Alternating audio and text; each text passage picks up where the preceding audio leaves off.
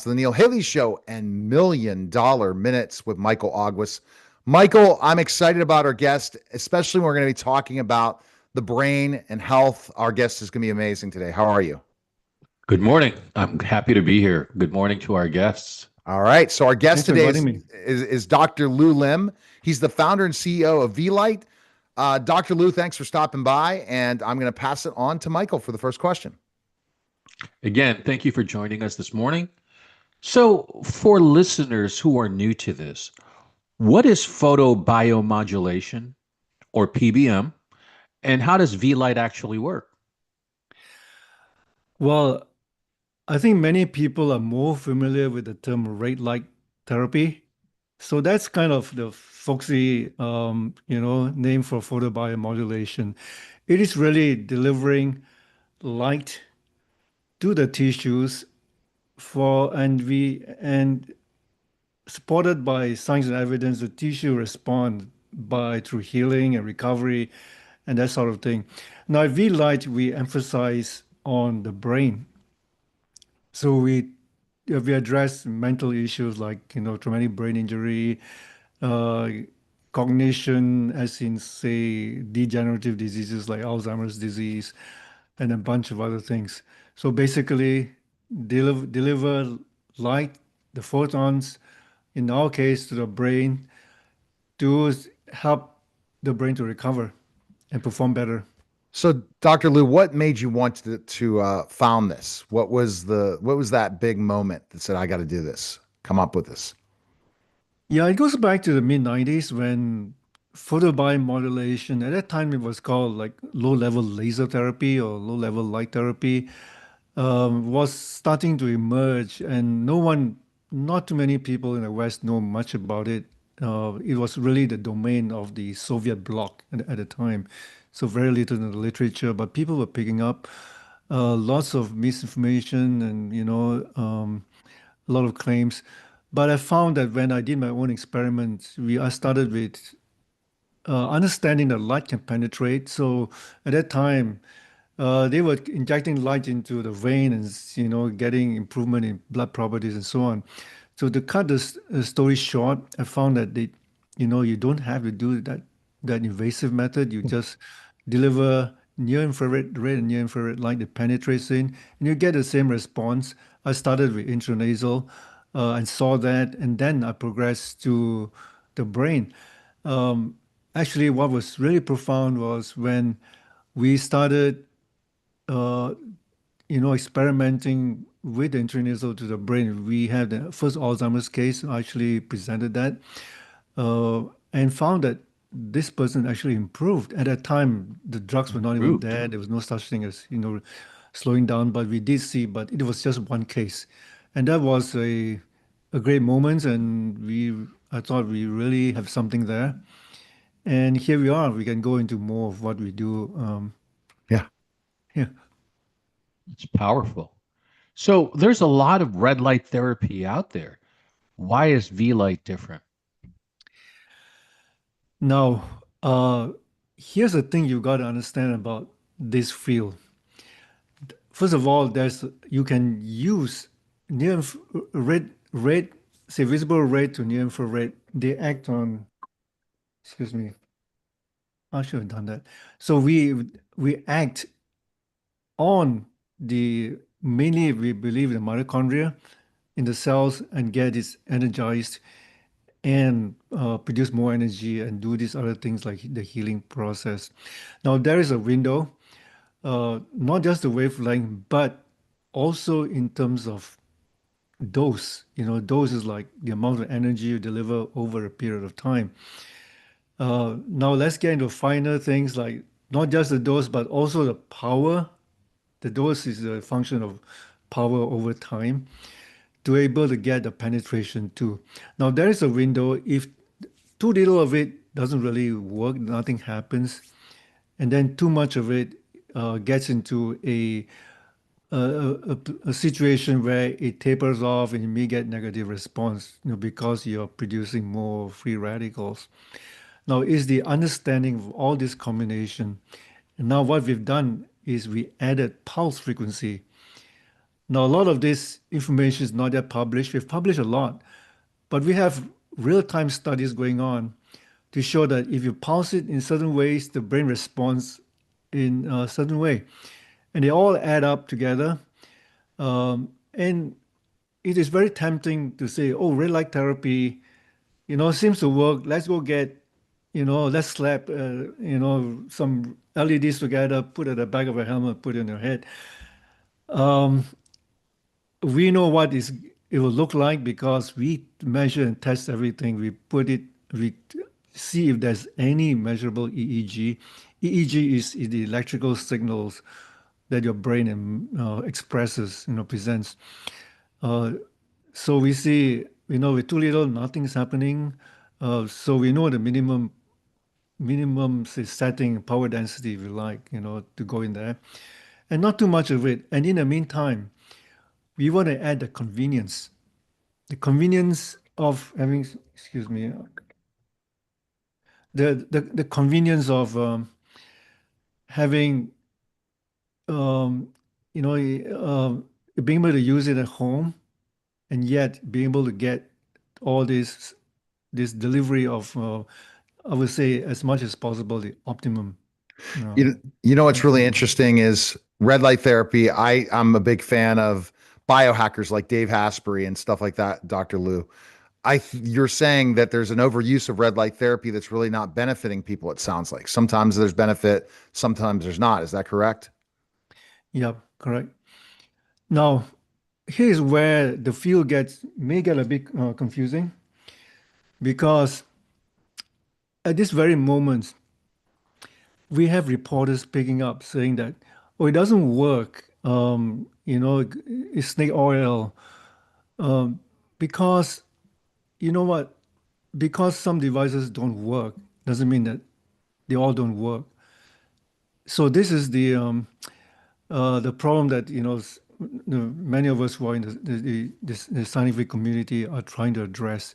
It's really important for people to understand that the settings are quite, for me, is quite critical. So we get labeled that just because it doesn't work for one or two people, then the whole thing is snake oil. So this is a problem that the field is very popular now. People are making a lot of money. You sell panels everywhere, and actually, one thing you need to know is red with very little power looks really bright. We create when we do double-blind studies, clinical studies, we actually produce a sham that have a red indicator. It's really, really low power, but it looks really bright. And then we want to deliver near infrared, a longer wavelength to be able to penetrate and do the good things. That are almost like invisible.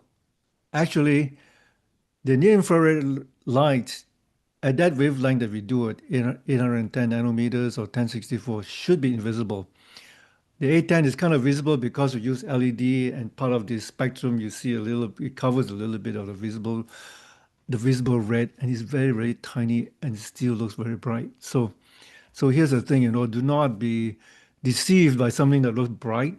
It doesn't mean that there's a lot of power. It's just that that's the nature of red light, diodes, LEDs. Okay. Yeah. So you talk about brain resilience. Why does that matter for both everyday people and athletes? Okay. Resilience covers a broad spectrum from athletes, high performing athletes, particularly in contact sports where you have to, pay attention to this, and neurodegenerative disease like Alzheimer's disease. And that relates to longevity. How do we build resilience so that our brain is somewhat resilient to the onset of aging? The aging is just naturally basically your brain cells just dies off more than it reproduces from teenage onwards, actually, surprisingly. And it goes on, and then, we start losing our cognition. And then athletes in contact sports where not just from impact, when in contact sports, your brain's always rattling and hitting against the skull. So that's bound to be damage there. Now, and then you can also translate to war fighters, not necessarily in the tours in combat, but even in the training, you get exposed to bomb blasts, mortar firings at close range. The sound waves really does shake your brain, and to on also rocket held, shoulder held rocket launchers. Now, I'm just going to say, at a baseline, photobiomodulation delivered correctly because it deals with stuff like inflammation. It deals with, say, the injury to your brain cells, like the axons that does all the connections. That obviously is going to impact your brain functioning and cognition. Now in the world of photobiomodulation, studies have been done from animals right to humans, looking at the various factors that contribute to this. We call it the pathophysiology. There's evidence all around over the decades that shows that when you deliver this red to near infrared light, it actually does help, first of all, to reduce inflammation and to help your brain to regenerate new brain cells. So that's kind of cutting it Yeah. short. So that helps to be a That's fantastic. And regenerative. we love going diving deep Yeah. here on $1 Million Minutes and the Neil Haley Show. I wanted to go to Michael on this. Michael, this is a fascinating stuff, isn't it, It Michael? is. It is, especially when, again, this is not just for a select group. This is really for everybody. And it's really, I deal with people who have, they're telling me that they're dealing with early onset Alzheimer's and things along those lines. And this is something most people know little to nothing about. So, Yeah. with so much concern around concussions, brain health in sports, what role could this technology play? Well, we just uh, excuse me. We I've got many things distracting me right now That's because okay. of We don't hear anything, busy so that's company. okay. Keep going. Okay, great. Um, what was your question again? So, with so much concern around concussions and brain health in sports, what role could this technology play?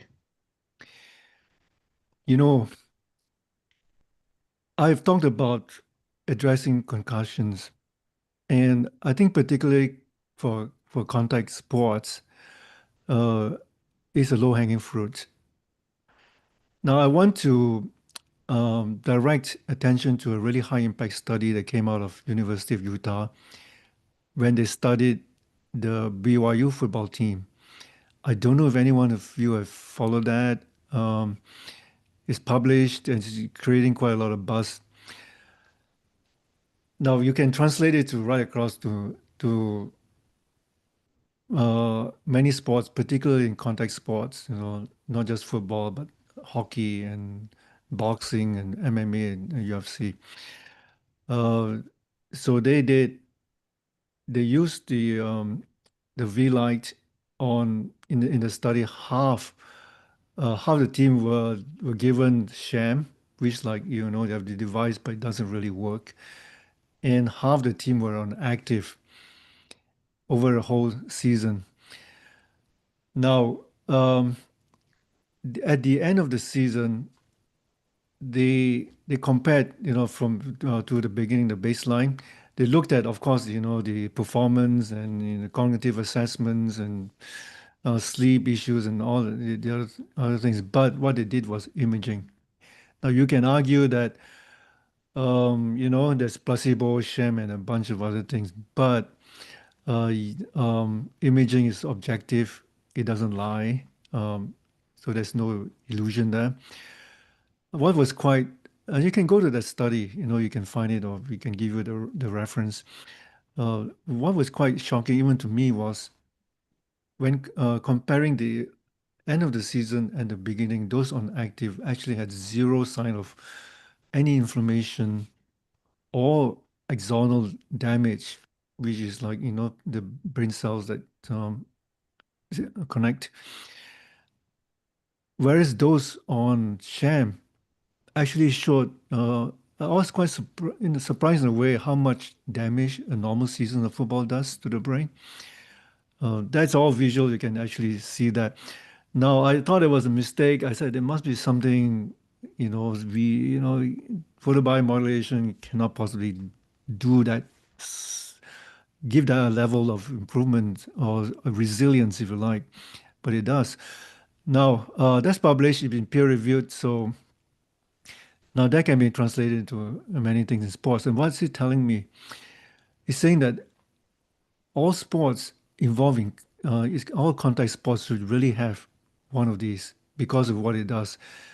When you have children and all playing football, you may love the game, but please protect. So that's like a low-hanging fruit. Now, we also have studies on normal healthy people. There are independent studies done in Italy for creativity and found, yeah, that has improved Wow. significantly. Now, the other thing that we've done is not published yet because we're trying to improve our interpretation of data is on long-term meditators. Now, what we did was we subject these long-term meditators who are really expert meditators into a sweep of different pulse frequencies. And this is where I say the settings are important, frequencies are important. Pulse frequencies are how many times a second, like in hertz, do you deliver when you deliver to the brain, and see what happens. Now, they have it's very interesting that each meditator has his or her own trigger at a certain frequency, and they get into an altered state right away, a jhana state, if you put it. So what it's telling us is, at the right settings, even for really high functioning brains, you can get into a higher level. Now let's think about this for a moment in sports. High level athletes, together with their coaches, are trying to say get into a flow state where you're in the flow and everything In is the clear and zone. so on. Yes. Now the other thing is also to when you're in that state, things slow down, right? Your brain is processing so quickly that things slow down. If you're a batter in baseball, hey, this thing is coming to me, slower than what you used to. Now everything is, you're performing better. Now we found that when we induce this frequency, the high frequencies are higher than what EEG can measure. We're talking about 120 hertz, 400 hertz. That is not really measurable by EEG, but we see this feedback. They answer a question. Oh, I'm here I'm at this state, at this point. So we look at the EEG data now. Now this is what else we are doing. Now this is not actually. I've just presented at a conference, like literally, but a few days ago, on how we can measure this flow of consciousness. And it's a new algorithm to do a lot of computational neuroscience. And we can literally measure this back and forth between different parts of the brain. Now we see the brain performing, presenting characteristics a certain way. Now with that, I think we can take forward and now translate into how we can then manipulate the parameters, the settings on a device to induce a flow state for a lot of people and even higher state for meditators. Wow. So, Michael, That's beautiful. you know what, Michael, I'm so impressed about is the fact that you're listening to this and you're saying, okay, that if you are using this technology, you're going to have less concussion issues or damage to the brain, which is an unbelievable thing in the study, Michael. I'm blown away. So there's I'm hearing multiple themes here, healing being one of them, performance right now just being another. And as an athlete, that feeling of being in that flow and that zone, like I've heard professional baseball players talk about, when I'm in that zone, I could see the stitches on the baseball when it's being thrown at me because things are Yeah. moving that slowly. This is what Doctor was Yeah. just sharing a few minutes ago. So it really does kind of dovetail into our next question, which is looking ahead, do you see this becoming a mainstream tool for performance, recovery, and long-term brain health? I hope so. Not because, from the commercial perspective, but, I see so many people benefiting. We're into sports. Yeah, that's fantastic, to help with performance. But I'm really, because I'm in contact, we do clinical studies with people with cognitive impairment, traumatic brain injury, people, because of traumatic brain injury, they have PTSD, particularly among the veterans. That I have a tool here, so it's not like astonishingly expensive. The device that we normally recommend is $2,400. We can do alpha and gamma, and it's one-time investment for a lifetime. I was just calculating for another purpose the cost of treating veterans with traumatic brain injury. It's a lot of money. The numbers are there, but this is like I was in discussion, and this is like non-significant actually, the investment for something like this to address traumatic brain injury. And there is evidence to show that the recovery is quite remarkable. You can, there are people that have been via advocates for us actually. They recovered from CTE. I don't know if you're familiar with CTE, Yes, I am. but but Mhm. but you're not supposed to recover from CTE. It's degenerative. You go into that bad place, and Right. a lot of athletes commit suicide. But we do have cases. I don't mind mentioning names because they are advocates and they go out openly. Larry Carr, who was ex-professional football player. He's now a professor at the University of Utah, who's kind of pushing for this research. Enrico Petrini, from Sacramento, he was playing a high level at college. He was testing out for the 49ers. They were all in a bad place, and they were featured in uh, the TV channels and the media to advocate for us. So, yeah, I mean, Yeah. you know, It's amazing. I'm so impressed. So, Dr. Lou, where are we at now to this being available for people?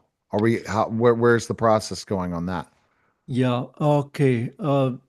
They're available on the website. Before I go further, I'd like to say that we are, under the FDA, there's some concerns. Are you approved by the FDA? We fall under the category of the FDA has given a guidance of low risk general wellness device. We have,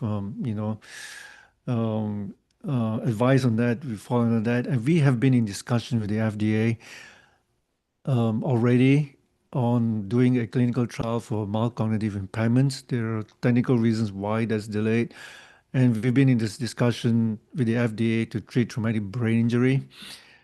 That is kind of moving forward into a pilot and so on. Now, that is in discussion, but I always draw to the evidence in clinical studies. So the devices are available on the website. Just vielight.com, vielight.com.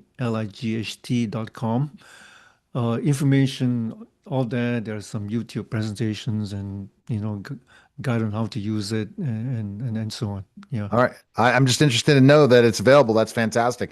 And Yeah. so we'll also, if you go to rainstormmediagroup.com, we'll have a contact form for information on Dr. Lou with your website. So if you were listening to Million Dollar Minutes or the Neil Haley Show. Appreciate it, Michael. Thank you, Dr. Lou. Thanks Thank for you, stopping Dr. by, Lou. guys. That Thank was you. a Thank special you. simulcast, the Neil Haley Show and Million Dollar Minutes. Guys, take care.